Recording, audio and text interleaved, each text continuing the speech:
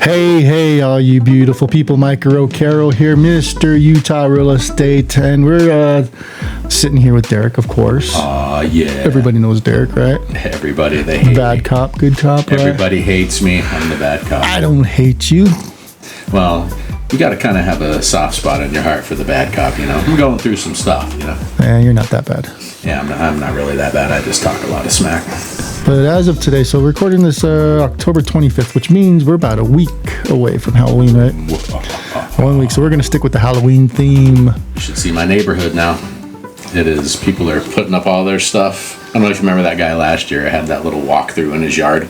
Yeah, that going your on. Neighborhood is awesome. They do some great stuff over there. Yeah, I wanna venture out. We've only gone like literally one street over and a couple streets down, and we ran into all that stuff. Imagine if we go like 4 or 5. You need to take some video of that so we can show the people what's going on over there. Oh yeah, my neighborhood's really big too. Like it's huge, really big. Yeah. For trick or treating, you got the best neighborhood. My neighborhood kind of.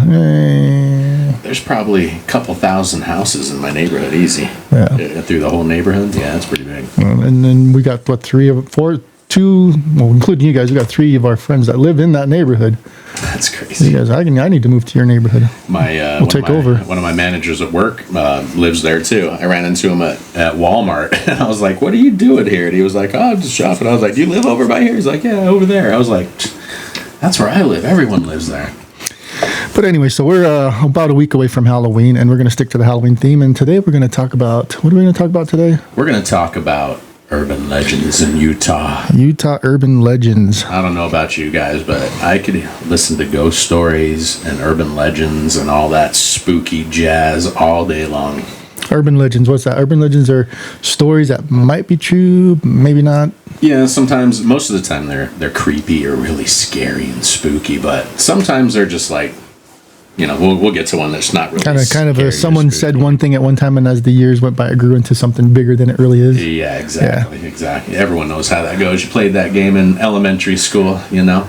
So the first one we're going to talk about here, I don't know if anyone's heard of these, but we're going to run through them. And I didn't actually hear of a few of these, you know, before I was researching. I never heard of this one before.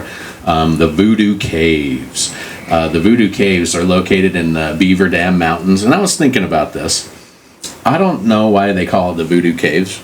Like, do they have like voodoo dolls in there? Yeah, maybe. I mean, you know how the story grows? If it were up to me, I'd call it the Beaver Cave. And they're not even caves, though. I'd call it the Beaver Cave. It has nothing to do with voodoo, right? And they're not even caves, so. Yeah. I mean, if it's in Beaver Dam, call it the Beaver Cave.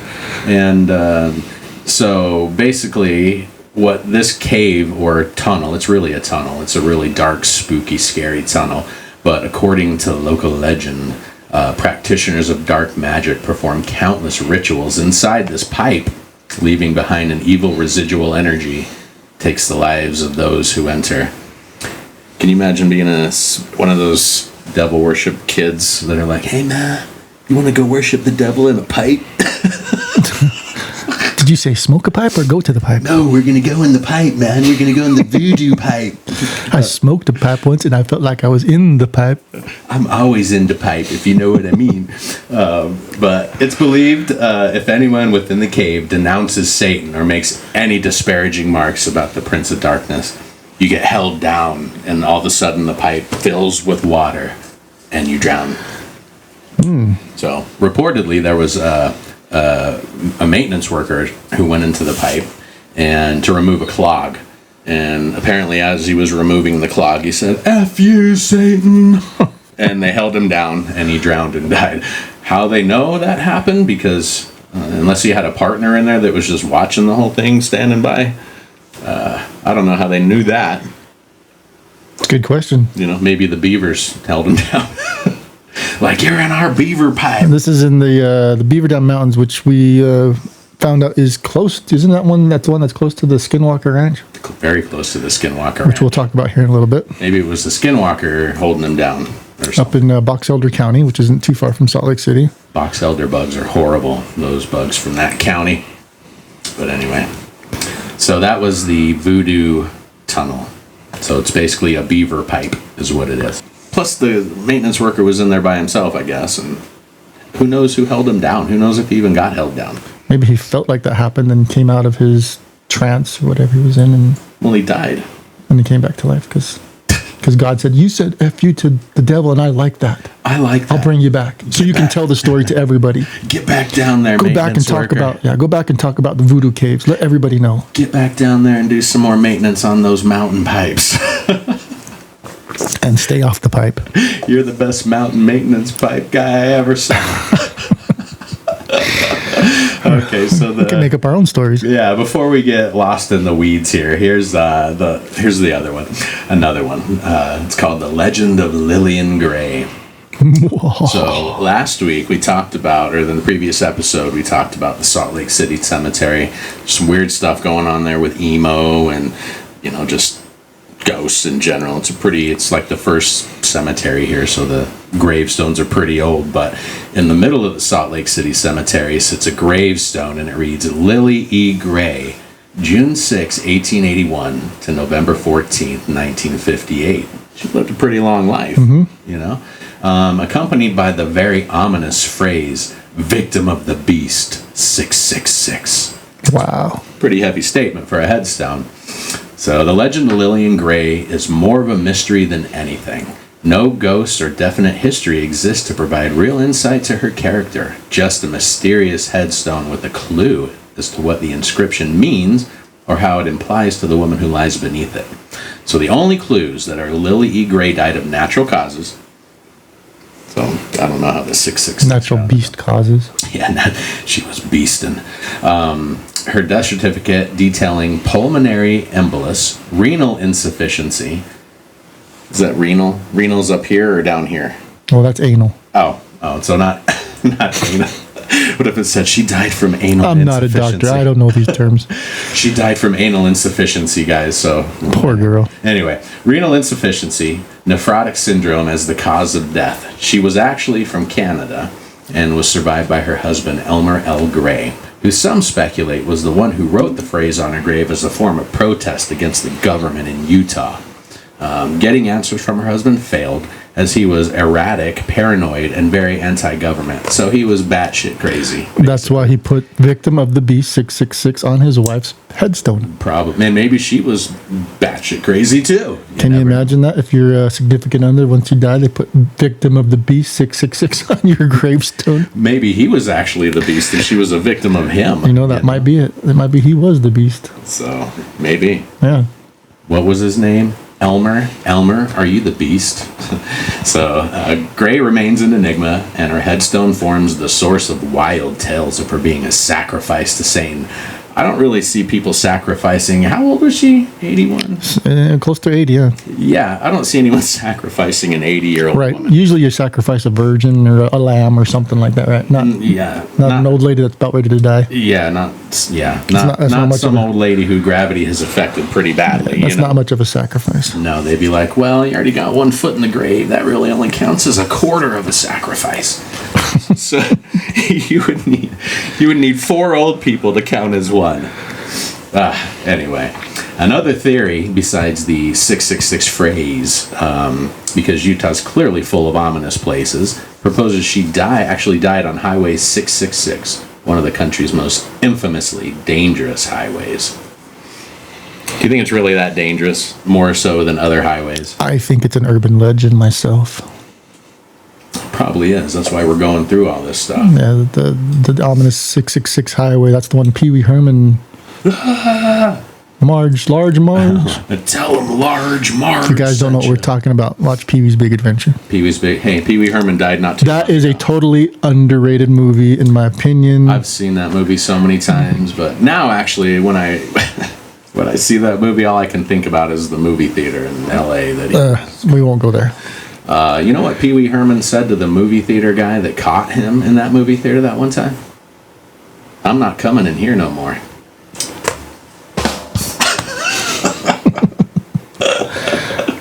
We need to turn that up. That was the good one. Hold on.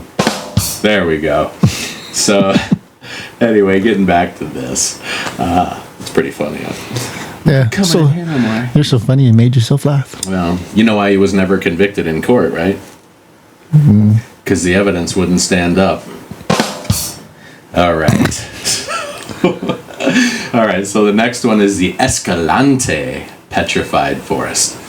Don't know if you guys have ever been there. I think I want to go there, but I am not going to take any stones. It looks pretty beautiful.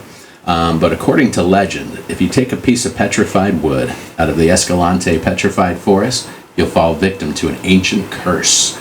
Annually, dozens of people dismiss this as nonsense. They're like, that's not true. I'm going to take one anyway because I want to collect souvenirs from everywhere.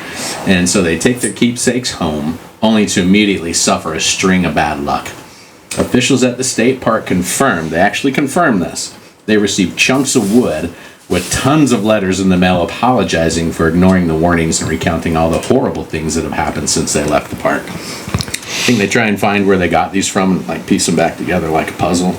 Well, so you know, there's plenty of sacred places on this earth, right? Yes. A lot of the ley old, lines, like the Native Americans back in, they had their sacred places, and they knew where the ley lines were. There must be something to that. Yeah, and a lot of the old, even in other cultures and other places. Just back in Hawaii, where I grew up, where I came from, spent some time out there. Same thing. There's the goddess Pele, who's the goddess of the volcanoes. You go to the volcano park, they tell you of soccer. Oh, that's a different Pele. The bicycle. He stole his name from her. Oh. She came first. But anyway, so she was the goddess of the volcanoes, and you go to the volcano parks, they tell you the same thing. Don't take any of their rocks home with you. It's going to give you bad luck. Same thing happens. People take them, and they end up sending them back because all of a sudden all these bad things happen to them. So, do you really think that's true? I think it's an urban legend. Should we try it? Let's do it. I don't want to. How about we go and take one of those petrified rocks out of the Escalante Petrified Forest, take it over to the Skinwalker Ranch, where what we're gonna talk about next. Ooh. Let's see what kind of. You're actually scaring me with talk like that. I'm actually scared. No, I wonder what would happen if you did that. The rock would probably start glowing and like start flying around by itself. How dare you take me from my home? Watch too many movies. So with all the bad luck that people have had, visitors reported like losing their jobs to car accidents. So whether the curse is real or not, no one will ever know, really. Those people they probably just sucked at life anyway, and they're like, you know what, I'm gonna go take this because I like to collect everything from everywhere. Maybe that's gonna be me, because I like to do that. I'm making fun of myself. I took some stuff out of Yellowstone. I don't know if there's any bad luck in that. I took some stuff out of 7-Eleven once and didn't pay for it. Me too. Nothing happened to me. Don't recommend that, kids. Yeah, don't do that. Actually, you know what? I was just kidding. Nowadays, you could do that no problem. You can just walk in there and be like, yo. Well, nowadays, there's nothing worth taking out of 7-Eleven. No, you can be like, yo, I want some of those chicken tornadoes you just put on that are ready right on those things. That's been sitting there for 10 hours. That's why I said I want the ones that you just put on there, not the ones that you can beat somebody to death with. Anyway, don't steal, kids. It's not worth it. Steal. Don't steal petrified rocks from the forest, and don't steal anything from 7-Eleven. Don't steal anything. Nowadays, yeah. You could probably get away with it nowadays, but, citizens are starting to take stuff you can't get away from it. So you might actually get beat up by somebody other than the guy who works there. Nowadays, they fight back, man. Well, nowadays, you probably get fired if you do anything to help the store, Anywho, we're not going on that road. So we're going to go back on the urban legend road here, and we're going to talk about Skinwalker Ranch. Skinwalker Ranch, this is the big one. Yeah, this is huge. Everyone knows this. There was a show about it on TV. If you haven't seen it, it's probably on, I don't know, Netflix or... So many stories come out of Skinwalker Ranch. Skinwalker Ranch. It's actually... it's nicknamed the Skinwalker Ranch, but it's actually called the Sherman Ranch, and it's located in Ballard, Utah, and it's also called the UFO Ranch. So if it wasn't clear, the name comes from an alarming number of alleged skinwalker sightings and reports of paranormal and UFO-related phenomena. So if you guys don't know what a skinwalker is, it goes way back to Native American legend, their urban legends, actually. And you know what? Stuff that goes that far back that people talk about, in my personal opinion, there has to be something to that. Well, some of them are smoking some pretty good stuff and seeing spirit animals and all that. They were. Not that there's not spirit animals. I'm just saying. They were drinking peyote and all that stuff. But I actually watched the show, and they did like ground penetrating radar and thermal scans and all that crap of the area. And for some reason, there is a crazy amount of energy in that place. And remember, Mike actually pulled it up on here, and we saw like an aerial view of it on Google Maps. Yeah.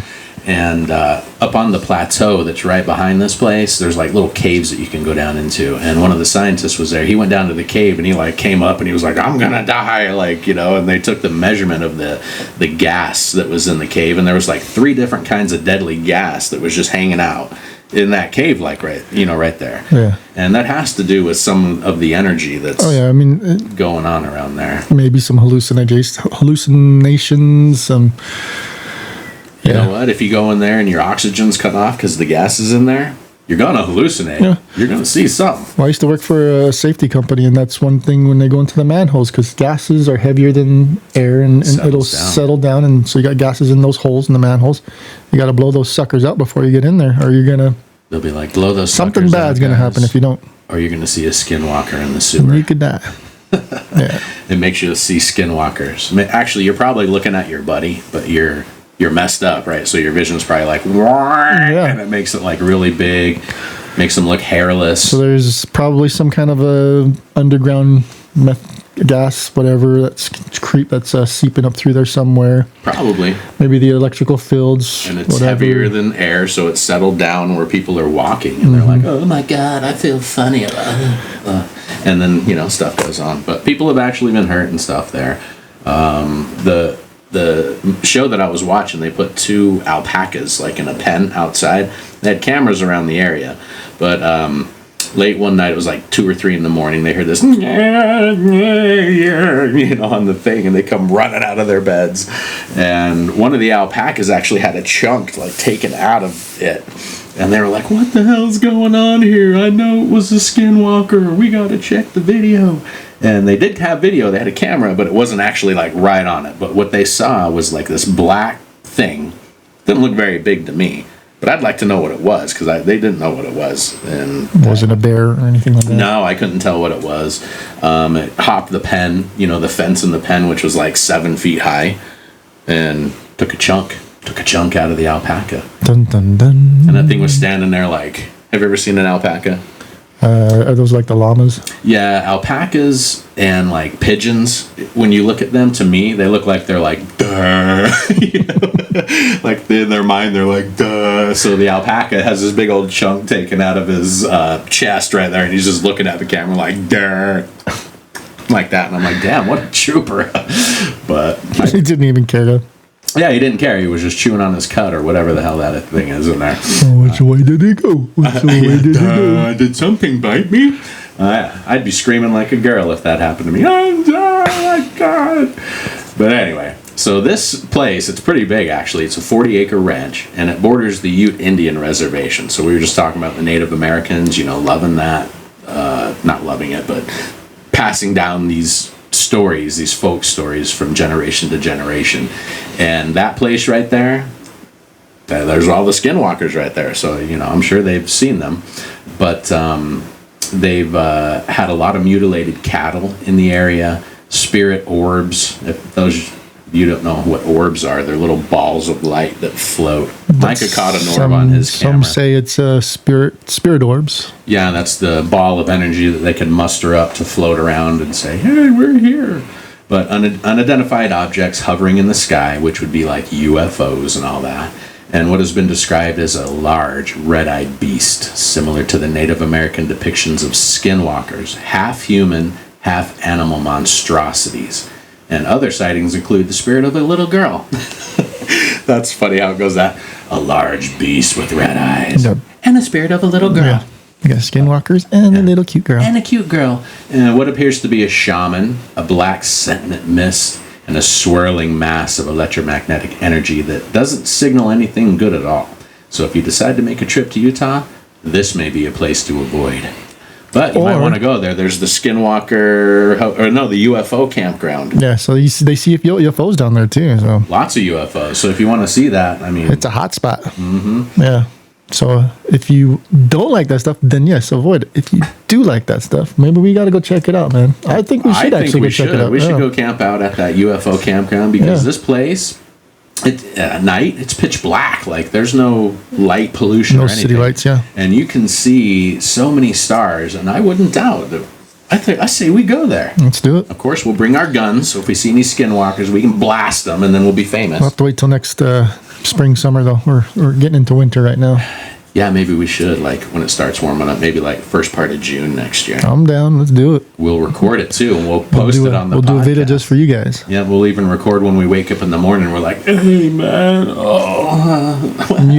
You mentioned how I had caught an orb before. Yes. When we went over to Virginia City, we went and checked out, unfortunately, Derek couldn't make it to the haunted location with us, but... Because I bought this really cool ring right here. Different story. Different story. But that's why I got in trouble, and I didn't actually get to see the orb myself. But I still love you, Anne, even though you kept Derek out of the... But anyway, so we checked out the Washoe Club down in Virginia City, and I did some video walkthrough with it, and I think I caught something. I don't know. I'll leave a link for you guys in the description because I did post that video. I think it's on either my other YouTube channel or it's on my wife's YouTube channel, but I'll put a link in there so you can check it out. And let me know if you guys think there's an orb there because it kind of looks like one. Well, you know, and the shadow, the little shadow figure too. So yeah. And it was hot outside that day. I remember, and you guys said it was cool inside there. Yeah. So we're in Virginia City in August, in the middle of the desert. So we're in Nevada. Hot. And middle of Virginia August. City's just this little spot, like on the side of a hill. Although it wasn't that hot then. It was in the 80s, but still. You know, it's pretty warm. But, you know, those buildings don't have very good insulation because it looked like it did back in the 1800s. It's a really cool little town. So one of our friends, Reese, felt something. My wife, she said she felt something. There was a couple times I was in there and I felt like a little coolness on the back of me, and I'd turn around and there's nothing there. There's no windows. There's nothing. There's no breeze. It just felt like something was a cold. Yeah. Something was on the back of me. So who knows? Like, hey, how are you?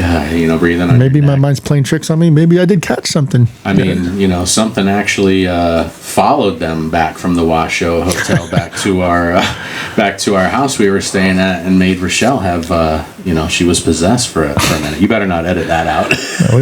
That's as far as we'll go into that story. She'll kill me if I tell the whole story. Yeah, don't edit that part out this time. That's funny. But so yeah, it's a pretty cool place. But let's get back to Utah here. We could go into Nevada, but we're trying to do a show on Utah. Yeah, check out the Skinwalker Ranch. Hotspot, UFOs, ghosts, skinwalkers. We're doing it in the spring. A UFO campground, and I'll sleep in a tent. I don't care.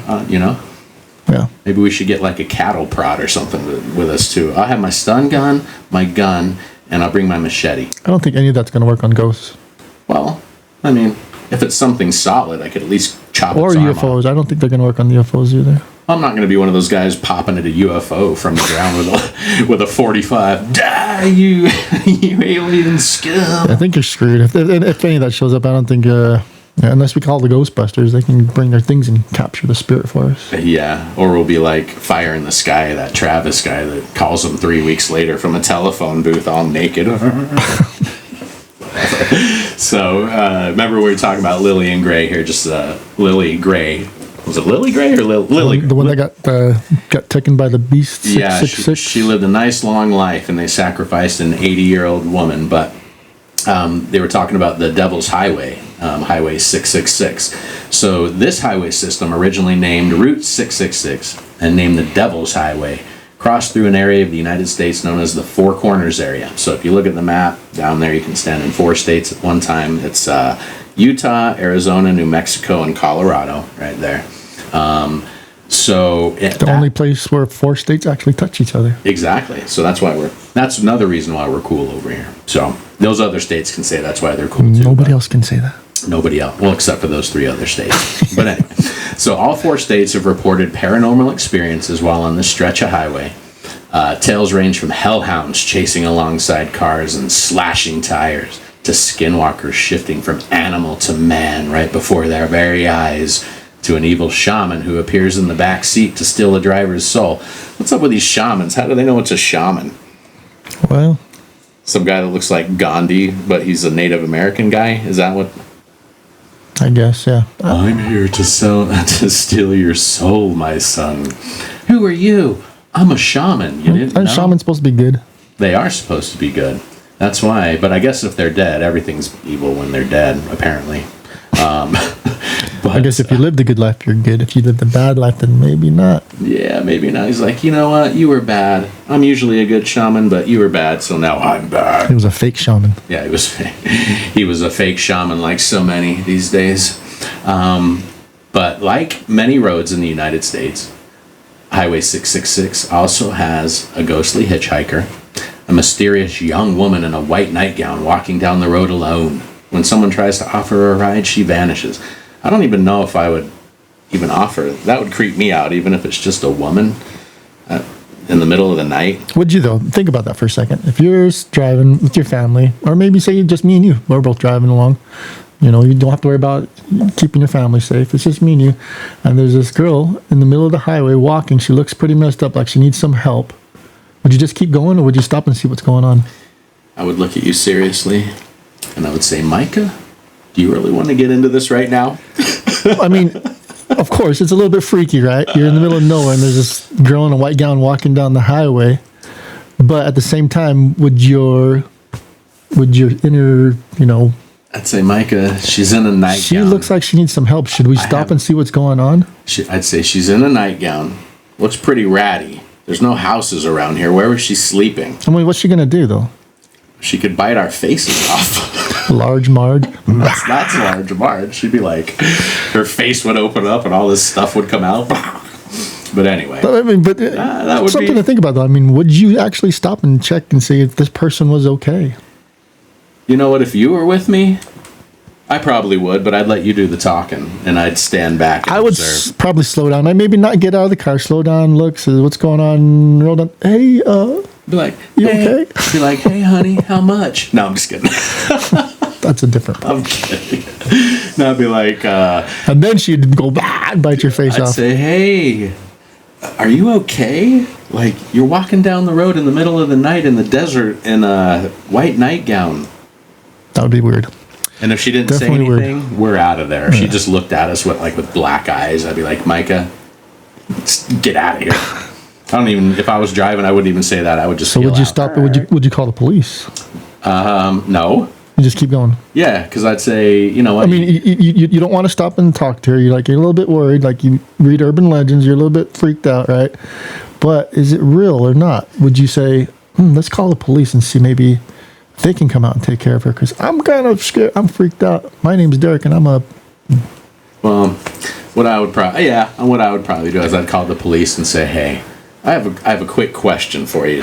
Like, I just saw the craziest shit I think that I've seen in a while. Have you had any other reports of such and such and such, you know? And if they said, yeah, I'd be like, okay, well, I just saw one, and if you guys want to come check it out, it's up to you. But, you know. They'll be like, oh, her again? Gosh. But stop already? But I have a feeling that we just ran into an urban legend. That's what I'm going to say. Well, and the thing with the girl in the white gown walking down the highway, I've heard, there's another story, same thing. I think the Poly Coast, or the Poly... the road that goes over. I think there's a similar story with that too. There's always, in every state, they have a white nightgown girl. Why is it always white? Maybe back in the day, that's all they had for underclothes. But anyway, but like we were talking about, this highway has an alleged mad trucker, a phantom trucker. Okay, not Large Marge. I don't really know if it's Large Marge. It might be, because the guy was driving there one night, and he told this story to his wife. And a semi-truck, he was driving down there, and the semi-truck just driving straight down the road right for him. And the wheels were on fire. The whole thing was on fire.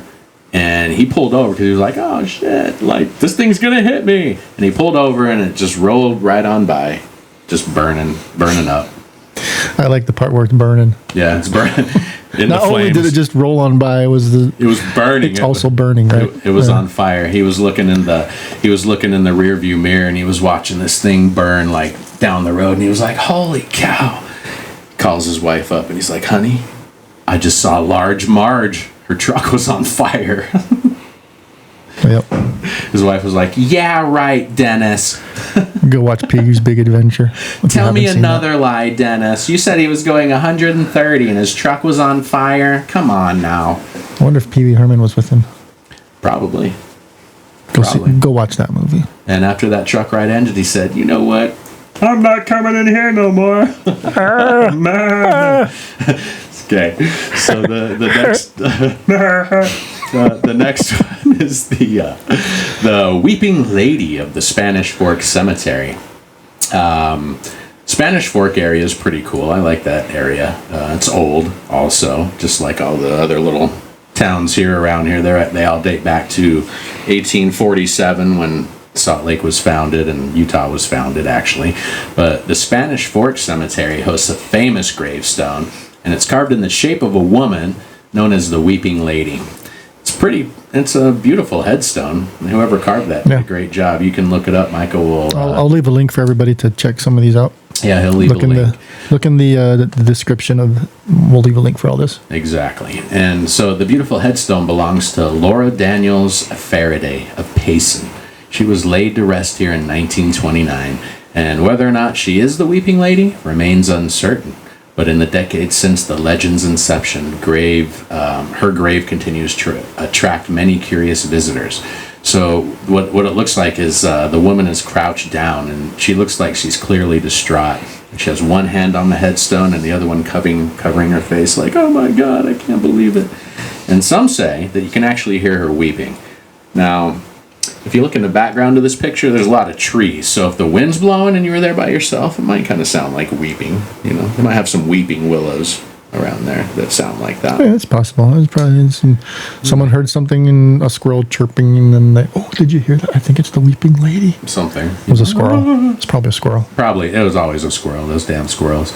But a story that goes back many decades, the legend of the Weeping Lady has been passed down with different interpretations, of course.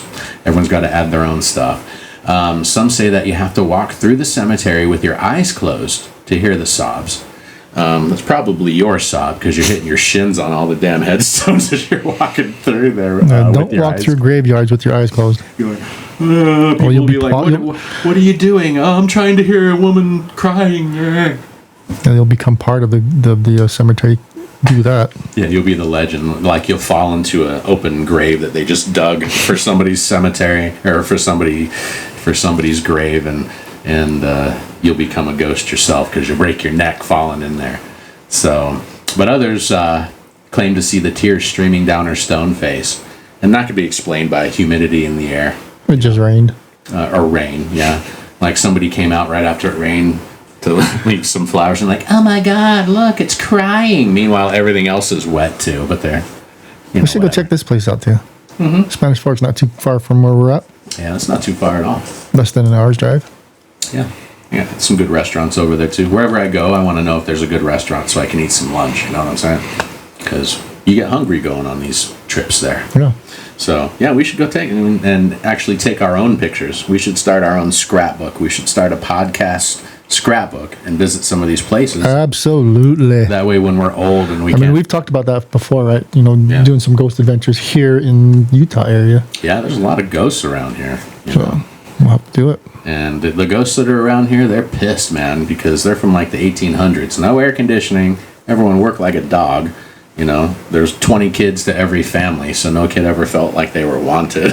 You know. So anyway, this next one. This is actually kind of an intriguing story. It's gross at the same time, but this is a story of John Baptiste, and he is known as the ghost of the Great Salt Lake. And the legend of John Baptiste is a cringeworthy tale. He was caught robbing graves, but many people claim he was also a necrophiliac. And this is a real story, actually. This is a true story. Do you know what a necrophiliac is? That's someone that likes playing with the dead or something to do with the dead. I know that. Yeah, they get their rocks off on the dead. You know what I'm saying? But because of his apparent talent for being terrifying, this guy never showered or anything, brushed his teeth, and he was... When you're playing with the dead, why would you shower? He was doing it with corpses, so he was nasty. But John Baptiste allegedly still haunts the shores of the Great Salt Lake. But he was actually a gravedigger in the 1800s. He was one of the first gravediggers employed in Salt Lake City, by the way.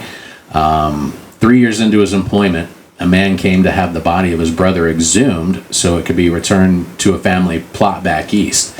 And when the grave was dug up and the coffin was opened, much to everyone's surprise, the body was naked and thrown in the casket face down.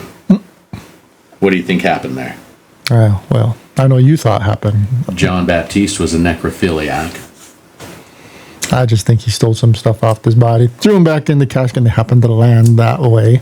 Well, Because, when you're stealing stuff out of coffins, you really don't care how the body's laying in the coffin. or if you're doing other stuff, you gotta, you gotta turn the other cheek.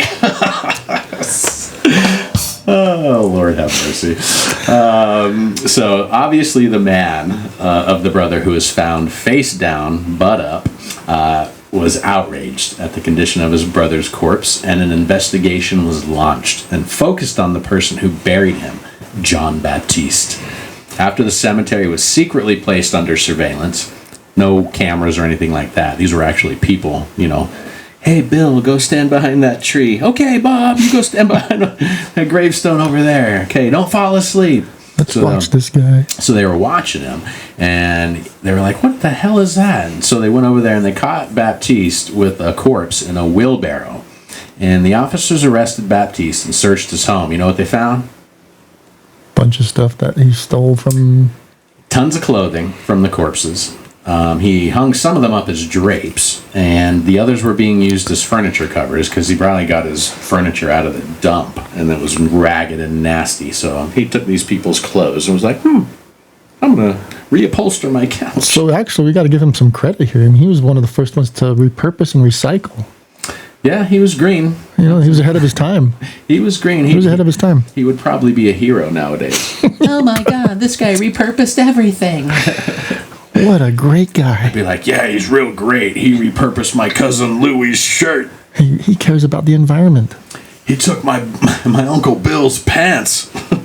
But anyway, when the officers searched his home, not only did they find all this stuff like furniture, covers with the clothes and drapes, he even had a bat set up in the basement for boiling the clothes, for repurposing them.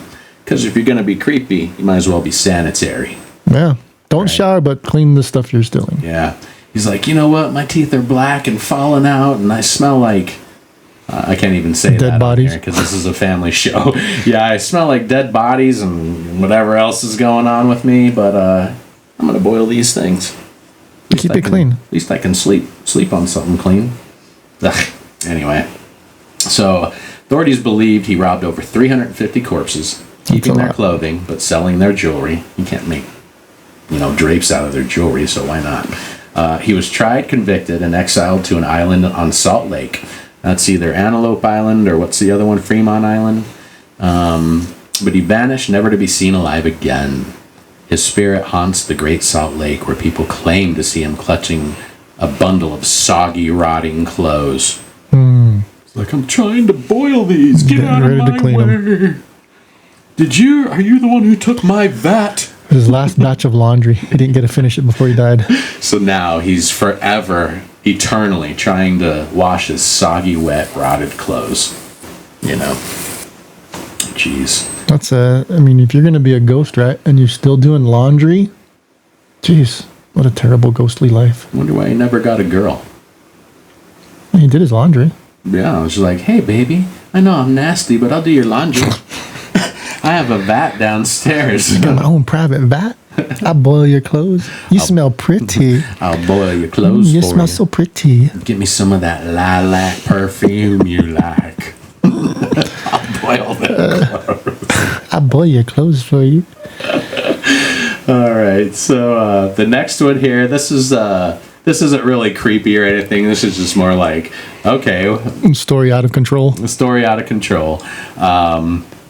And this is like, what's that show on TV?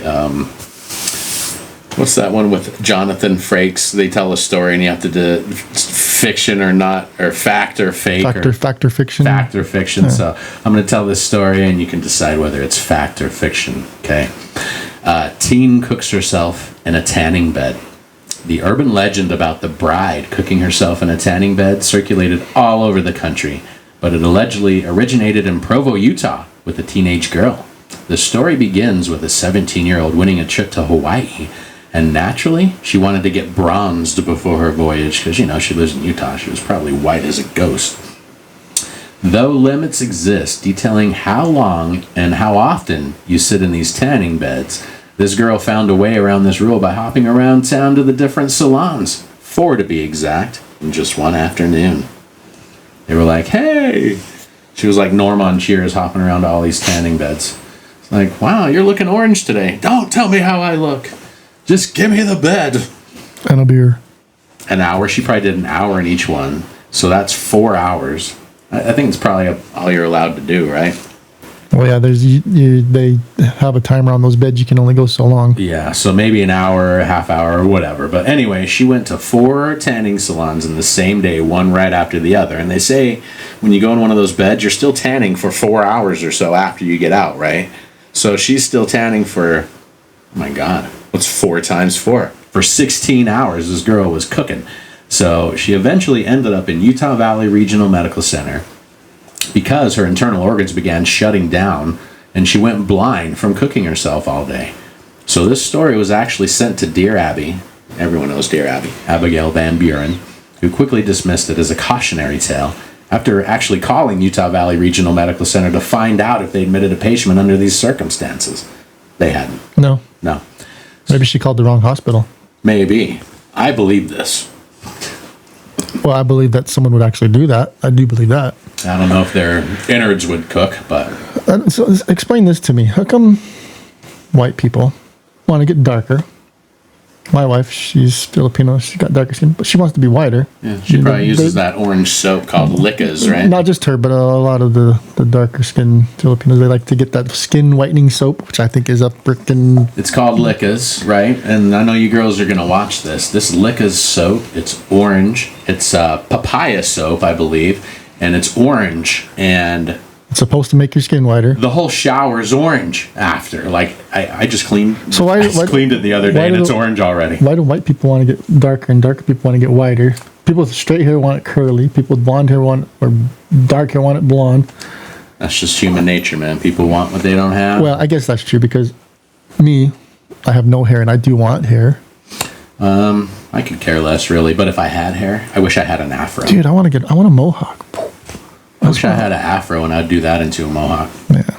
You know, like, what's his name, Ludacris, in that one video where his afro barely fit through the door. I'd be like, wow.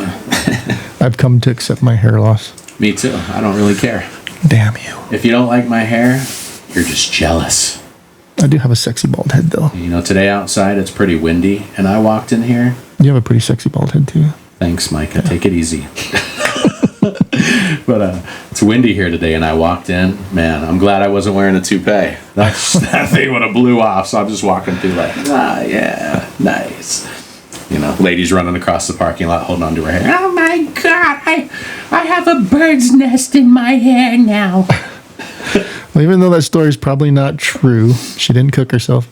Just don't do that. That doesn't make any sense. I bet she was purple. That's for sure. At the end of the day, she probably wasn't feeling too good. Yeah, for sure. She had to use Noxzema. For those that don't know, she probably said something like, "I think I cooked my insides. Yeah. My tummy hurts. I don't feel good. My insides are good." And then the story grew, and yeah, it's like, why is your butt all hard? Did your butt turn into rump roast? Okay. So the Salt Lake, the next one here is the Salt Lake City and County building. I love architecture. If you ever see me walking around the city and I'm looking up, don't think I'm insane. I'm just looking at all this old architecture. I think it's gorgeous.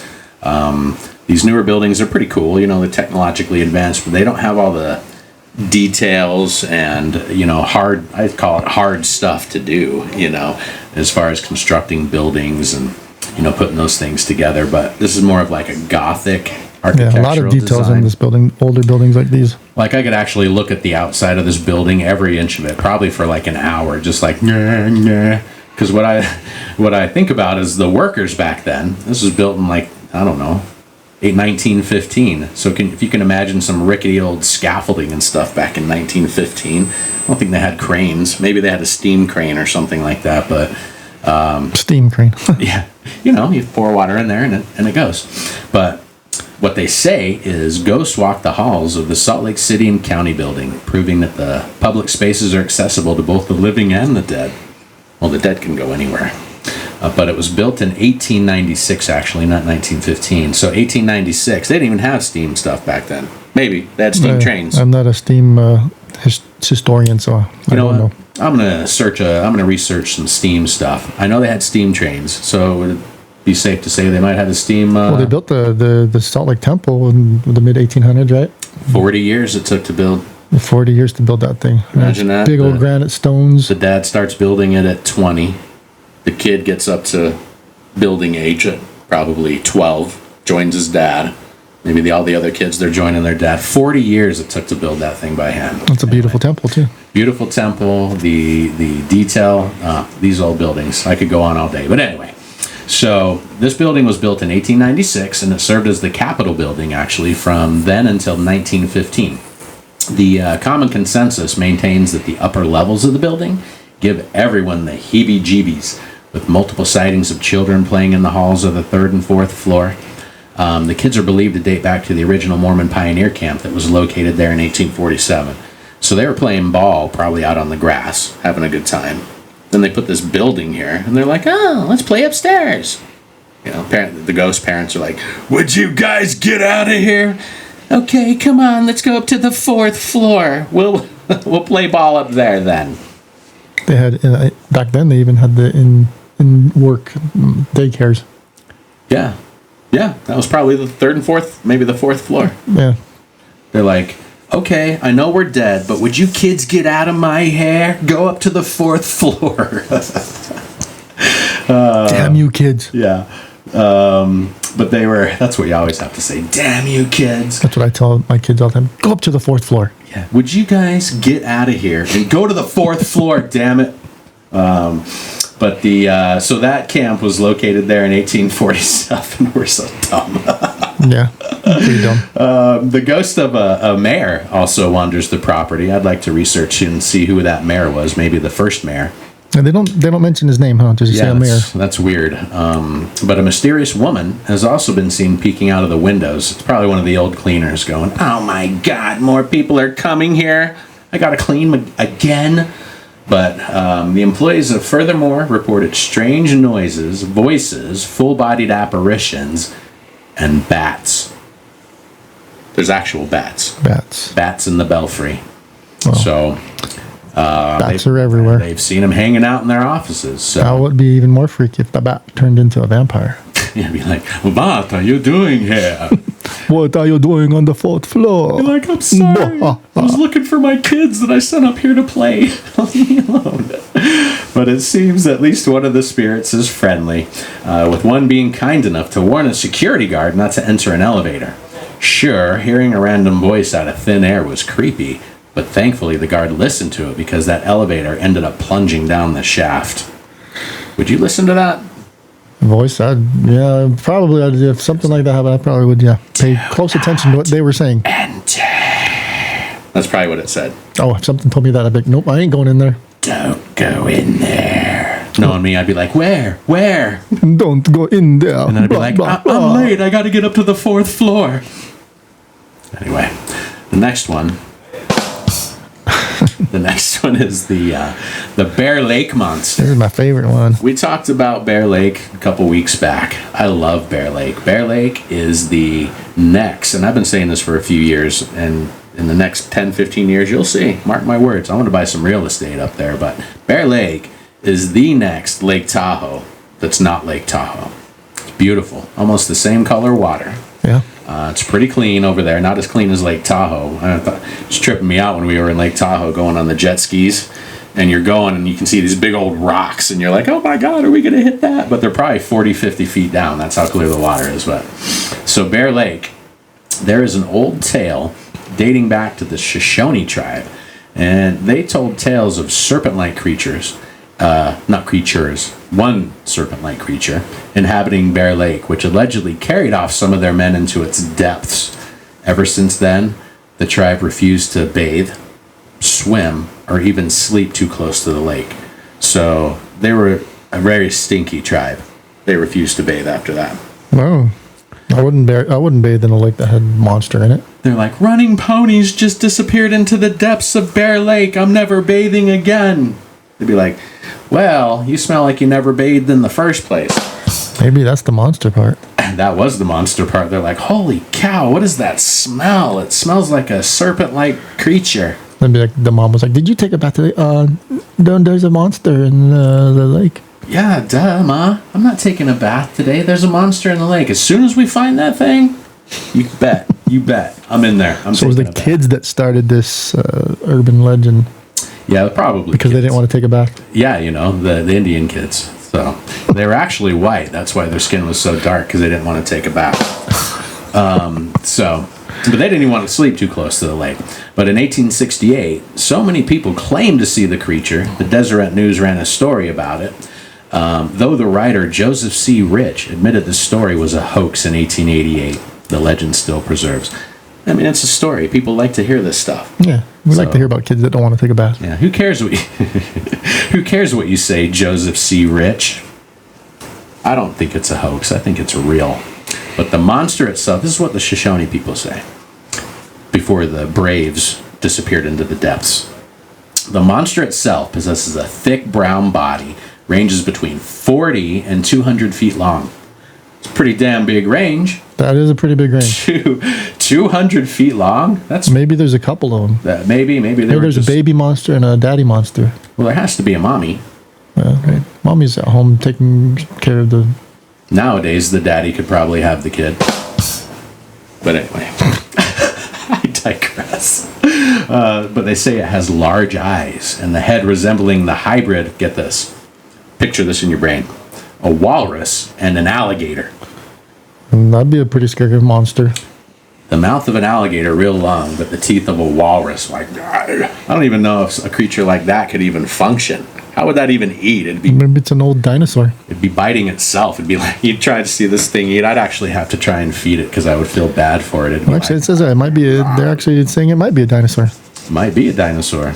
That's what they say the Loch Ness Monster is, but... I don't know how to pronounce that. But obviously, it could probably swim pretty fast. But you know how they say how fast it can say that it swims? 60 miles an hour. It's pretty fast. It's pretty fast. You're not escaping that monster. No, hell no. That's as fast as a boat. You could probably grab onto its tail and water ski. Oh, yeah, that would be scary. You could actually water ski. It would pull you up on some water skis. How they know that it goes 60 miles an hour? I don't know. Did they have like a baseball radar gun out there? Hey, Pa, look. Look out there. That's the Bear Lake Monster. It's really moving, Pa. Get the radar gun. Okay. It's estimated 60, not 50. 60 is a nice number. Yeah. We can estimate it at 70, guys. It doesn't go 70. It goes 60, okay? So, a little bit slower than the speed limit. I could pass it in my car. But it could probably pull like 10 water skiers going that fast. Well, they'd have like a water skiing show develop over at Bear Lake. They'd be like, come out and see the spectacular Bear Lake Monster with... someone should start a business, the Bear Lake Monster. With our acrobat water skiers hanging on to its tail. So, it's been speculated the Bear Lake Monster is actually, let me see if I can pronounce this correctly, Basilosaurus cetoides, a prehistoric meat-eating whale. But Bear Lake is fresh water, and such whales lived in the salt water. Maybe Bear Lake's just left over from the Great Salt Lake.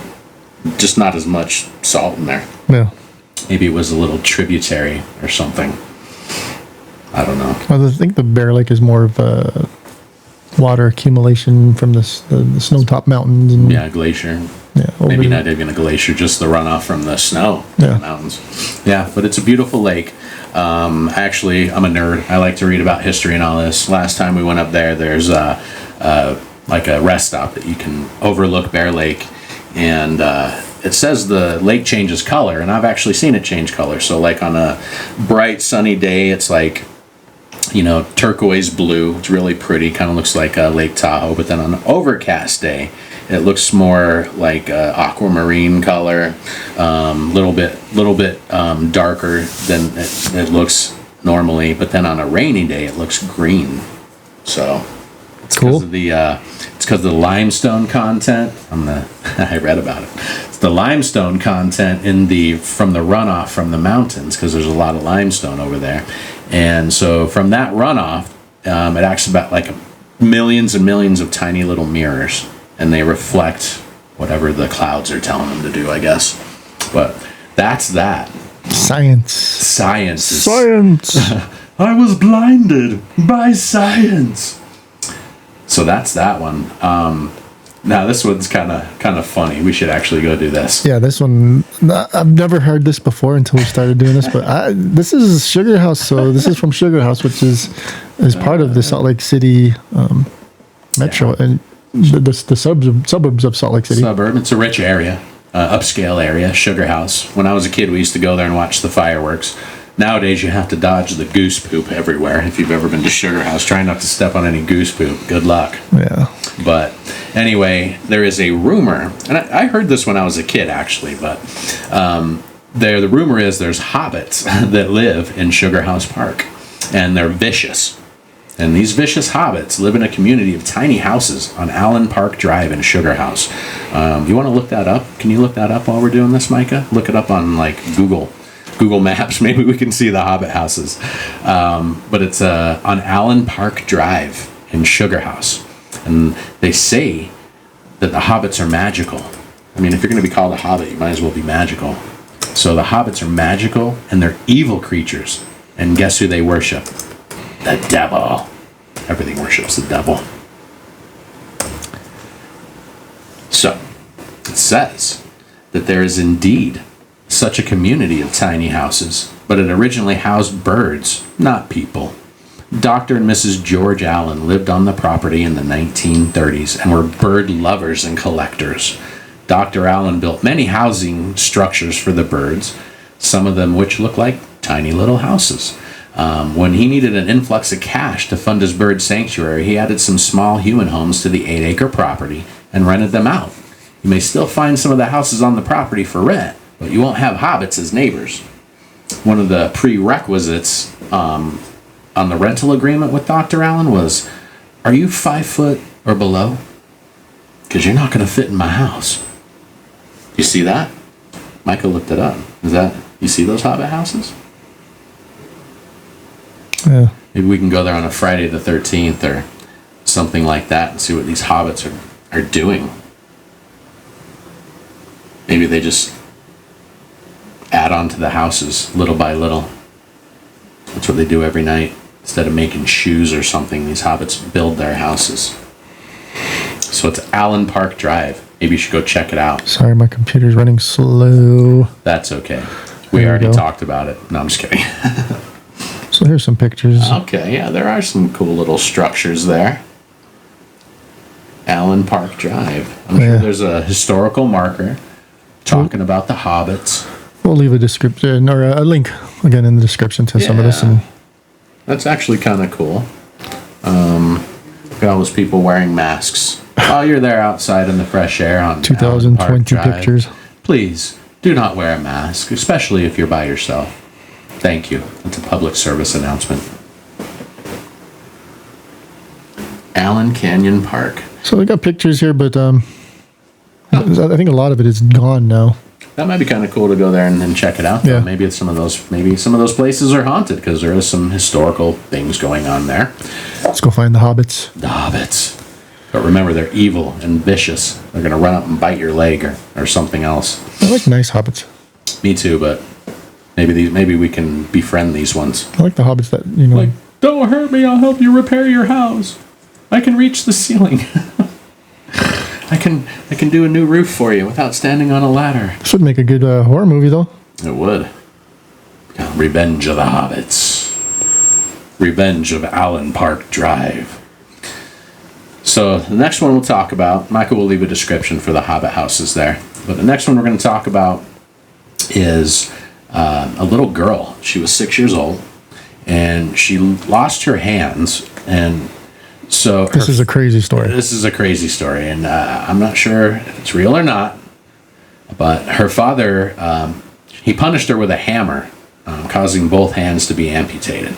So what happened was the child was playing mechanic in the garage, pounding on the family's new car with a hammer. She was like, "Oh my God, Dad, I'm gonna do what you fix do." the car. Oh my God, I would have a heart attack. I'd be like, "No!"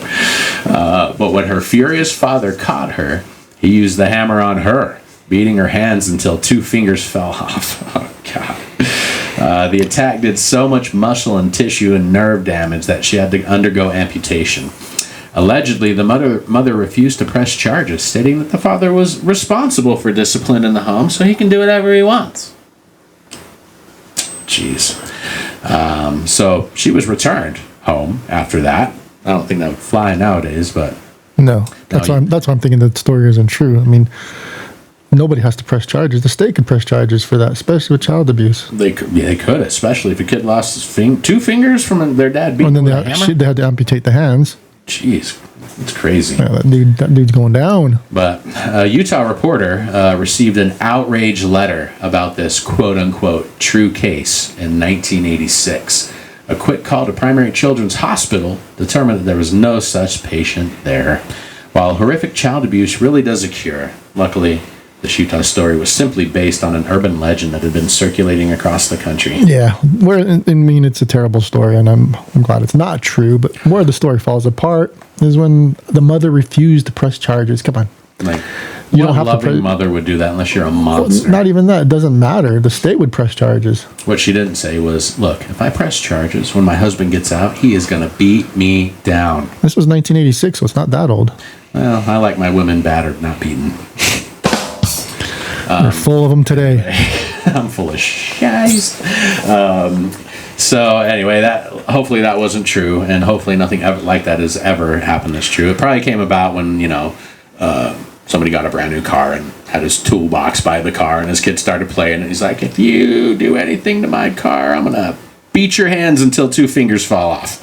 Yeah, somebody said, "Oh, they heard the story about how some kid knocked on the car, and someone said, oh, if that was mine, I would have cut her hands off." Well, yeah. Then the next day, Johnny or Mary or whoever it was went to school and was like, "You know what? I was playing in my dad's toolbox, and he said he was going to beat my hands until my fingers fell off." And then they went home and told their dad. Then their dad told their co-workers. Next thing you know, Dear Abby's calling Primary Children's Hospital. And the urban legend was born. And it was born. Did you really beat your son's hands after you cooked your insides? Anyway, the next one we're going to talk about is, I actually heard this when I was a kid. Whale carcass in Farmington. Okay, so in December of 2014, a farmer allegedly found a dead whale in his field. Imagine that. You're plowing the field. That'd be a little bit trippy there. See a whale bone. I mean, if it was a real whale, you could probably walk inside its rib cage, right? Yeah. Might be like, Whales aren't small. hello, Jonah? No. This rumor got started when World News Daily Report, a spoof site similar to The Onion, wrote the story. Someone read it and didn't realize it was posted on the spoof site, so she was like, "Oh my God, they found a whale in the desert." And it went viral, of course, because everyone was like, "What do you mean a whale?" And I knew global warming was real. People thought it made perfect sense that whales could live in the Great Salt Lake because it's saltwater, right? Somehow forgetting that the lake is way too shallow to house such large creatures. If you don't know anything about the Great Salt Lake, it's pretty... You can pretty much walk across from the shore to the island. Pretty much. And, yeah, I mean, there are some deeper spots, but pretty much it's flat. It's not too deep, yeah. So, like, when it rains here, if it rains 4 inches, guess what? The lake is rising by 4 inches. So that seems like a lot, but it's pretty flat. So, but Davis County dispatch received dozens of calls, but the sheriff's departments verified that it simply wasn't true. Why would they call the police? "Oh my God, Sheriff, you're never going to believe what we found. We found a whale bone." Like, why that's an emergency, I have no idea. Yeah. It's not going anywhere. It was an emergency for them. But So I thought the deepest part of the Great Salt Lake is 33 feet. That's a 3-story house. yeah, that's kind of deep, but that's not very... Not deep enough for a whale. Yeah, not deep enough for a whale. There's probably whales that are 33 feet thick. Yeah. Yeah, I don't think that's happening. The only thing we have in the Great Salt Lake, for those that don't know, brine shrimp. Brine shrimp. And if you don't know what a brine shrimp is, it's a sea monkey. Did you know that? I knew it was a brine shrimp. Yeah, in the store, like at Toys R Us or whatever, you can buy the pack. Grill your own sea monkeys. You've seen those, right? Yeah. They're brine shrimp. That's exactly what they are. So somebody was making a lot of money going out to the Great Salt Lake in the dead of night, collecting all the brine shrimp and selling them as sea monkeys. Pretty genius. But the next story we're going to talk about, I actually heard this one when I was a kid, and I was like, wow, that's so cool. But the Disneyland Hearse, I'm sure there's so many people here in Utah that absolutely love Disneyland. Personally, Everybody loves Disneyland, not just Utah. personally, I can't stand Disney anymore. I don't like Disneyland. It doesn't turn me on. I'd rather go to Universal, but that's my opinion, and that's me. But Well, Disneyland is more for the little kids. Universal's more for bigger kids. yeah, I love it. Oh man, Bigger kids like us. Universal in Orlando, can't beat it. Recommend it. But the Disneyland Hearse was an old horse-drawn hearse that sits at the entrance to the Haunted Mansion at Disneyland. I'm sure you've seen it. And they say it was used to transport the body of Brigham Young to his funeral. Now, no one's really sure how that urban legend got started, but it's alive and well today. So if you go there, and I'm sure all these Mormon families go to Disneyland every year because they all have season pass, and they're like, look, Johnny, do you see that hearse with all the glass in there? That was Brigham Young's funeral hearse. Remember that. So that's how it goes every year. And it gets bigger and bigger. Now, it would be a great addition to church history, and if it actually was true, I'm sure it would be at the temple. But the Deseret News spoke to Glenn M. Leonard, the director of the Church of Jesus Christ of Latter-day Saints Museum of Church History, that's a mouthful, and Art back in 2001. This is what Mr. Leonard said, that records show Brigham Young's body was moved from the Lion House, where he had all his 19 Where he lived. wives and put probably about 1,000 miles on that house. He was moved from the Lion House to the Tabernacle on a platform carried by men, as instructed in Young's will. So he was just laid on some wood, and guys were carrying him. He was laying on some wood. Yeah, he was laying on wood. That's funny. But You after made a joke and you didn't even know it. I didn't even know it, guys. I'm just on fire today, I guess. But after the funeral, the same men that carried Young's casket to the cemetery on First Avenue, other experts have determined that the hearse at Disneyland was manufactured sometime in the 1890s, and Brigham Young died in 1877. Wah, wah, wah. I hit the right button. That's pretty great. Those are the only two buttons we need. Yeah, the only two ones. So that's the Disneyland Hearse. Next time you go there, just know it's a bunch of BS. But if you want to keep passing that down to your kids, keep it going. Just keep it going. Okay? So the next one we're going to talk about. You ever heard of Hobble Creek? Hobble Creek Yes. Canyon. So that is, I think it's up by Spanish Fort Canyon as well, right? There's a whole bunch of canyons around here. Basically wherever the mountains come together, little parts, even the little foothills, there's a little canyon that goes right up in there. Canyons everywhere out here. And those little ones are called slot canyons, and those are actually pretty cool to hike up. Sometimes you can see some pretty cool stuff going up there. People might drop some things. You might find some old stuff there. But I'm going to talk about the legend of the Hobble Creek Canyon Witch. Obviously, if you're talking about a witch, it's got to be terrifying. And the historical origins date back to as early as the settlers of Utah. According to legend, the witch was a woman, or it'd be a warlock. Most witches are women, yeah, I believe. It'd be a warlock. Geez, whoever wrote this, I apologize, guys. Obviously, it was a woman. However, she lived alone in the canyon, and she used her dark powers to curse those who dared venture too close. So, she wanted to be alone. She was a witch, and got too close. It was said she was able to control all the animals in the wild and the nature by there. So they have vines on trees. I picture them coming towards you, maybe scooping you off your feet. Raccoons coming, maybe, or squirrels. birds Damn living squirrels. in your hair. Yeah, birds living, maybe her hair. Yeah. And the squirrels come and eat your face off while the I vines believe are that, actually. holding you down. Those damn squirrels, they're evil. So, over time, the stories of the witch grew more elaborate and frightening, with some claiming that she made deals with demons or even gained immortality through her magic.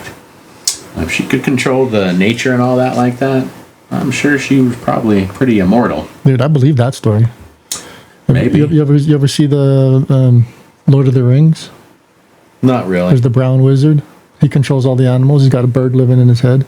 Got bird poop all over him. I was just going to say, does he have bird poop all over He's got a his sled with rabbits that pull him. Out of the way! I'm coming. That's true. Bird poop all over That me. stuff's true.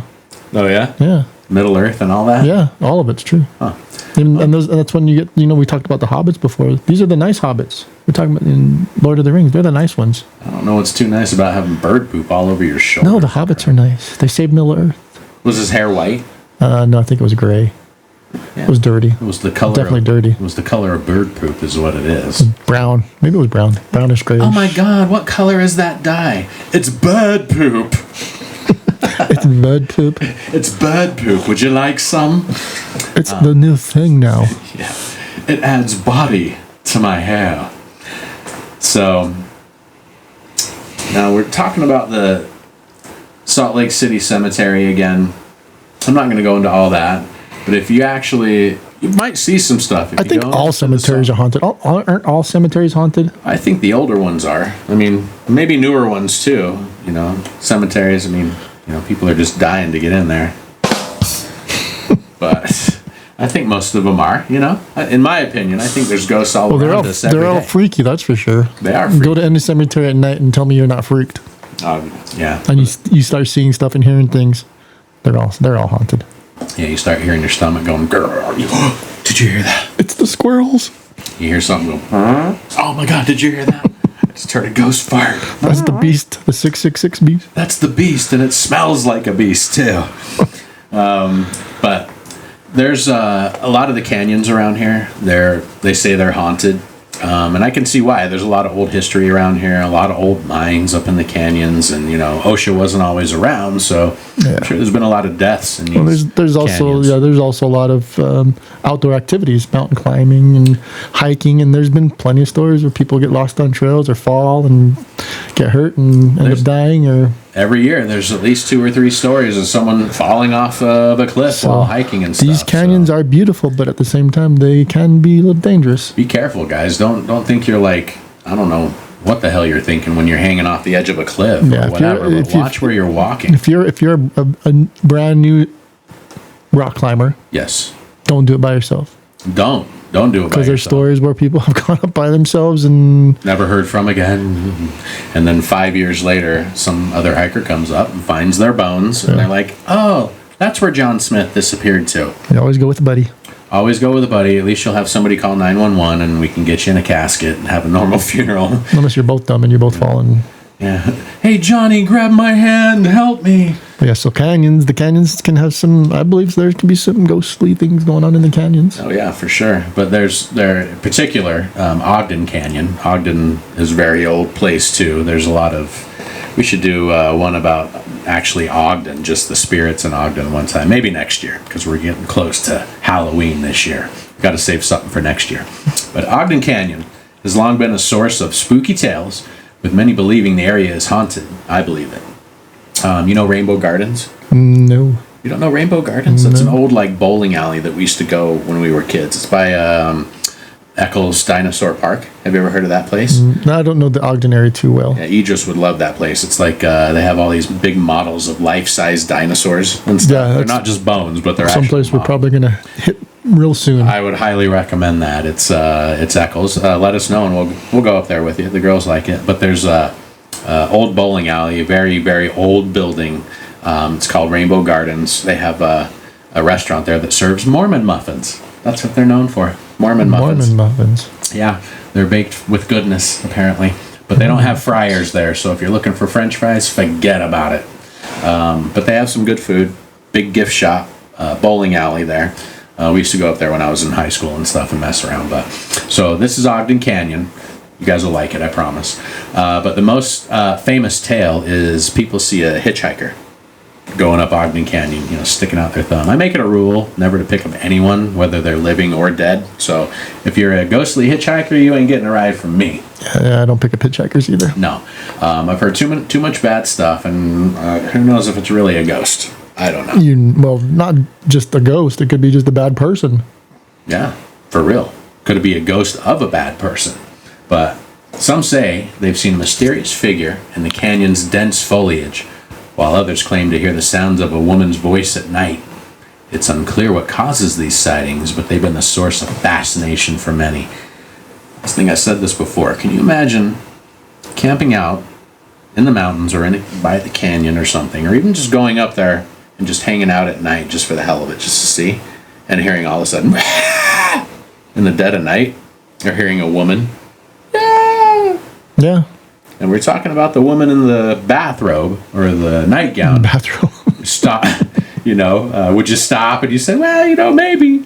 Would you go hunting for that scream? Not by myself. Like, Mike would be like, come on, let's go look for that. And I'd be like, come on, let's go the other way. Oh, come on, let's not. Let's not and say we did. Let's not, but tell everyone that we did. Depends, I guess, on the terrain. If it's not the best terrain, I wouldn't do it. No. If it was a flat area, maybe with a buddy or two, we go check it out. But that would give me goosebumps like you would not believe. It would give me goosebumps so much. My hair, I would go there I'd be bald. I would come out with a full head of hair. That's how much I would have. Well, that's what makes that's what reminds you're alive when you get those adrenaline rushes and those goosebumps. When your hair grows, yeah, baby, I'm alive. When your hair grows 3 inches in 2 seconds. Is that all we had to do to grow our hair back? It's a bit of a rush. So I probably would. I mean, again, not by myself, not in any kind of tough terrain. I wouldn't, but if I had some buddies with me, we might go do it. You might want to keep your wits about you, but you need your buddies. Because remember, you got to go with a partner. Don't go by yourself. Yeah, don't go by yourself. You got to have someone that knows how to call 911. Okay. So, but you might want to think twice before venturing into the depths of Ogden Canyon. The haunted history of this place is enough to make your skin crawl or your hair grow. Just kidding. I need my hair to grow. Me too. That's why we should go. We're gonna go. We're gonna go there bald. We're gonna come out full head of hair. Could be onto something here. Yeah, we'll be like, hey, you're bald? Why don't you come and pay us $200 and we'll tell you how we can get it to grow instantly. We got the Ogden Canyon hauntings treatment. Yeah, come try the Ogden Canyon haunting hair replacement treatment. Yeah, but countless paranormal investigations conducted in this area. It's no surprise that there have been numerous reports of ghostly apparitions lurking around every corner or tree, because it's a canyon. There's not really any corners, but from phantom hitchhikers to mysterious orbs, of course, floating in the air, visitors have experienced a range of unexplainable occurrences that are sure to leave you feeling spooked. What do you think about that? I think I need to go try and see if I can get my hair to grow. Yeah. I'm all over that one. Yeah, me too. We might really be onto something there. Yeah. My grandson, my 2-year-old grandson, he's got a mullet. God, he's got a sweet mullet going. He does. I'm so jealous. Idris, someday when you're old enough to actually understand what we're talking about, you have a hell of a mullet, boy. Yeah. One day when you can watch this and listen, and Grandpa is jealous of your mullet. And hats off to whoever said, hey, let's give this kid a mullet. Yeah, that's my daughter. Way to go. I love it. Party in the front, business in the rear. Yeah, he's the cutest too. But anyway, let's get back to Anyway. I'm jealous of people that can grow nice hair. So that was Ogden Canyon. Well, I'll tell you a funny story real quick. My person who cut my hair when I was a kid, she used to always tell me, you should be a hair model. Your hair is so thick and luxurious. Oh yeah, Tina, look at me now. Well, here's one for you. When I was younger, my dad was bald. Me and my brothers, I have 3 brothers, so there's 4 boys, and my youngest sibling is a girl. God help your mother. She and my dad was bald, and we used to always make fun of him. We were young, 5, 6, 7, 8 years old. Hey, daddy's bald, blah, blah, blah. He'd always tell us, you guys be careful. One day you're going to be bald too. I'm like, no, Never, whatever. old man. It skips a generation, right? They say like it skips this. a generation. Never, old man. They say it either skips a generation or it comes from your mother's side, right? And my mom has no baldness on her side, so I'm like, yeah, whatever. Come to find out, many years later, me and my 3 brothers were all bald. Yeah, you guys save a lot of money on shampoo. My dad put a curse on us. Yep, put a curse. It didn't skip a generation. It didn't come from the mother's side. Now my son, on his mother's side, Grandpa has a full head of hair, and he has a full head of hair. So I've told him, I'm like, son, you're going to be bald like me. And he just laughed. No, I'm not. You were bald already when you were my age. Which is true. I was. So he's probably going to be one of the lucky ones. And he laughs exactly like that. Yeah. Yeah. like Jim Carrey. But anyway, so speaking of the canyons, that was Ogden Canyon. Now, another canyon that's haunted, in my opinion, they all are, but in Provo Canyon, there is mysterious shadow people of Provo Canyon. So the sightings of the shadow people in Provo Canyon have been reported for years and years. Some claim to have seen the mysterious figures following them on hikes. So, you know, our girls like to go hiking and stuff every now and then. We should tell them to go up Provo Canyon and give us a report on what happens. Imagine being hiking and seeing a shadow following you. No. No, thank you. Try and Unless it's my own shadow. Yeah. That's probably what it is. These people are whacked out there. Oh my God, the shadow's following me. Yeah, they took some shrooms, went up the mountain, and now their own shadow is following them. Yeah, and their friends That's spooky. Their friends didn't have the heart to say, "Yo, Dave, that's your own shadow guy." Dude, you're messed up. Dude, next time we come hiking, please try not to take any acid, man. I'm sick of hearing about shadow people. But so some are saying, you know, that these sightings are actually real. I think it's actually just what we talked about. You know, it's their own shadow. They have an overactive imagination. But yeah, I mean, it says here too, frequently asked questions. What is the history and origin of these urban legends? Urban legends are modern folklore stories that spread through word of mouth, emails, and social media. Often have elements of horror or suspense, presented as true. They're not based on facts, and they've been around for centuries. It's the old grapevine thing, how I tell you one thing, you tell the next person, you tell the next person, before you know it, the story has completely changed. And if you know about people, human nature is everyone always wants to look important, or like they're in the middle of it. Like, yeah. Everyone knows that person, no matter what story you tell. Even if you make it up just to see what this person says, so outrageous. The person's like, you know what? That actually happened to me. Yeah. It's like, really? Really?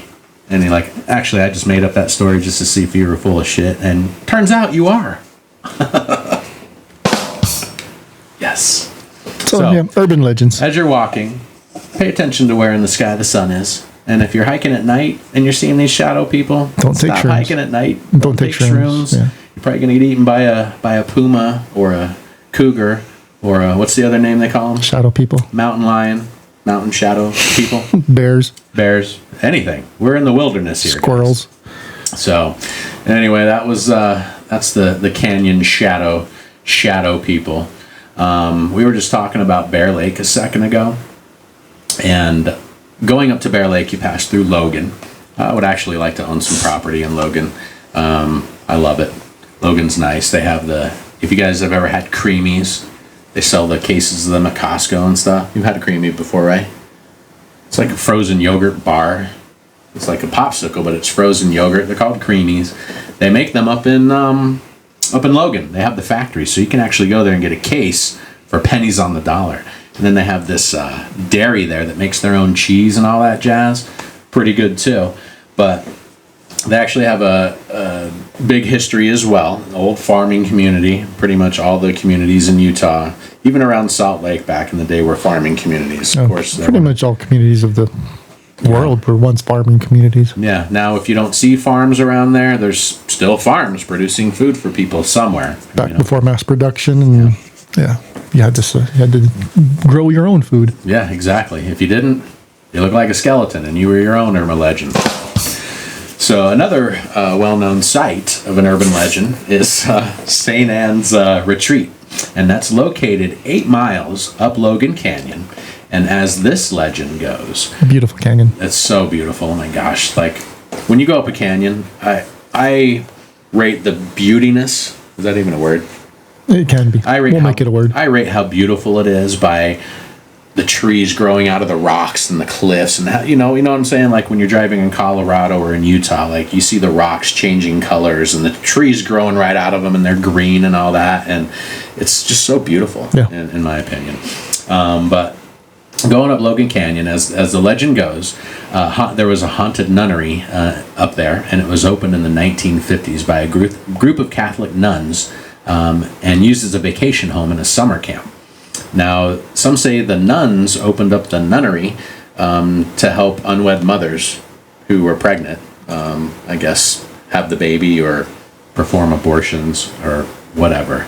But one of the legends is, And this is documents found in the 5 folklore archives claim that one of the nuns was actually impregnated, and she kept it a secret, and she drowned her baby in the pool after its birth. Jeez, what kind of nun is that?